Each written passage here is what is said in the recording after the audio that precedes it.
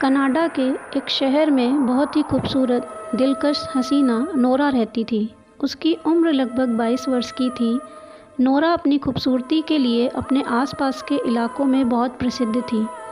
उस शहर का हर नौजवान जो नोरा को जानता था, उसका एक ही सपना था, नोरा से शादी, क्योंकि सब उसकी खूबसूरती पर फिदा थे। शाम के समय जब नोरा अपना सफ़ेद गाउन पहनकर घर से निकलती थी तो सब उसे देखते ही रह जाते थे। एक दिन शाम को जब नोरा अपना सफ़ेद गाउन पहनकर चर्च के लिए निकलती है तो वहाँ उसे मोंटी नाम का एक नौजवान मिलता है, जो नोरा की दिलकश अदा और उसके रूप पर फिदा हो जाता है। नोरा को भी वह युवक बहुत पसंद आता है और जल्द ही उनमें पहले दोस्ती और फिर प्रेम हो जाता है। एक शाम मोंटी नोरा के सामने विवाह का प्रस्ताव रखता है, जिसे नोरा सहर्ष स्वीकार कर लेती है, क्योंकि वो भी मोंटी को पसंद करती थी और दोनों जल्द ही शादी करके अपना खुशहाल जीवन बिताना शुरू कर देते हैं। नोरा अब पहले से भी ज़्यादा खुश रहने लगी थी, क्योंकि उसे इतना ज़्यादा प्यार करने वाला पति जो मिला था। धीरे धीरे उनकी शादी हुए 5 साल गुजर जाते हैं और इसी बीच नोरा प्यारे से 2 बच्चों की माँ बन चुकी होती है। पर अब इधर कुछ समय से नोरा महसूस करने लगी थी कि अब उसका पति उसे पहले जैसा प्यार नहीं करता है और ना ही बच्चों पर कोई ध्यान देता है। इसलिए नोरा अब उदास रहने लगी थी। एक बार की बात है, नोरा का पति अपनी पत्नी और बच्चों से यह कहकर विदा लेता है कि वह दूसरे शहर काम के सिलसिले में जा रहा है और 1 हफ्ते बाद लौटकर आएगा। पर वह ऐसा गया कि लौटकर ही नहीं आया। नोरा कई दिन तक अपने पति का इंतज़ार करती रही, रोती रही, पर उसका पति लौटकर नहीं आया। नोरा अब पहले जैसी सुंदर नहीं रही थी। हर समय उसका चेहरा दुखी और उदास रहता था। एक दिन शाम को वह अपने बच्चों की जिद पर उन्हें नदी के किनारे घुमाने ले जाती है। वहाँ नोरा ने अपने पति मोंटी को किसी दूसरी औरत के साथ घूमते देखा। मोंटी ने भी नोरा और बच्चों को देखा, पर देखकर भी अनदेखा कर दिया, मानो जैसे कि वह नोरा और अपने बच्चों को जानता तक ना हो। यह सब देखकर नोरा अंदर से और बुरी तरह से टूट गई। उसकी आंखों से आंसुओं का सैलाब उमड़ पड़ा।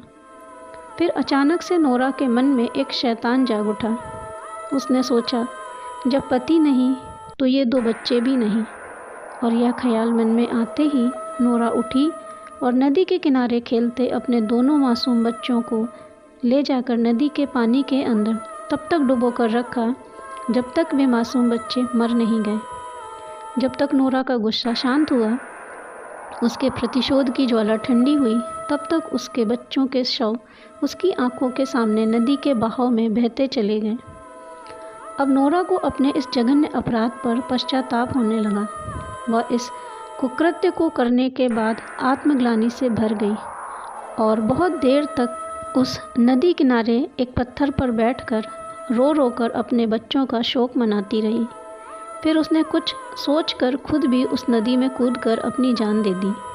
पर शायद मरने के बाद भी नोरा की आत्मा को शांति नहीं मिली और उसकी आत्मा मरने के बाद भी वहीं नदी के आसपास भटकने लगी। लोगों को अब रात के समय उस नदी के किनारे सफ़ेद गाउन पहने नोरा घूमते हुए दिखती थी। कभी नदी के किनारे पड़े पत्थर पर बैठे दिखती थी, कभी नदी के किनारे टहलते हुए दिखती थी।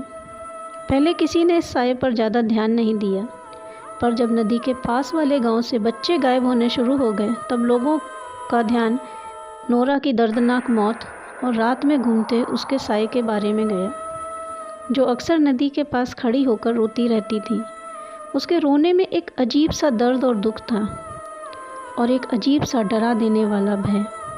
कुछ ही दिनों बाद गांव का एक 12 वर्षीय लड़का गायब हो जाता है, जिसे गांव वालों ने कई जगह ढूंढा पर वो कहीं नहीं मिला। फिर वह लड़का उन्हें वहीं नदी के किनारे बेहोश हालत में मिलता है। जब उस लड़के को होश आता है, तब उसने उन लोगों को बताया, मैं यहाँ नदी के किनारे खेल रहा था। एक औरत सफ़ेद रंग का गाउन पहने उस नदी में खड़ी थी। वह मुझे अजीब नज़रों से देख रही थी।